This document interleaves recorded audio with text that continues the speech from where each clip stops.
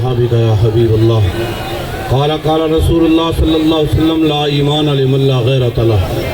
صدق رسولہ النبی الکریم الامین۔ یورپ ہو، یہود و نصارہ کے جتنے ممالک ہوں وہ تو ہیں ہی اسلام دشمن، انہوں نے تو اپنی بغیرتی کا اظہار کرنا ہے، لیکن ہم پوچھتے ہیں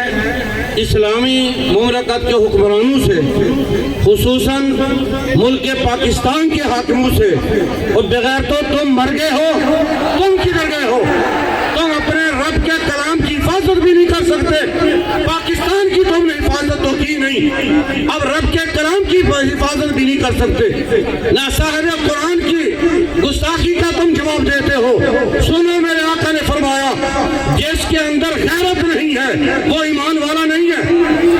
جس کو اپنی ماں کی غیرت نہیں، جس کو اپنی ماں بہن کی غیرت نہیں وہ ایمان والا نہیں، جس کو اللہ کے نبی کی غیرت نہیں وہ کیسے ایمان والا ہے، جس کو اللہ کے قرآن کی غیرت نہیں وہ کیسے ایمان والا ہے؟ یہ بار بار اس لیے گستاخیاں کرتے ہیں، ان کو کوئی غیرت مند ملا نہیں، لبیک کی حکومت آنے دو، ان کو منہ چھپانے کے لیے جگہ بھی نہیں ملے گی۔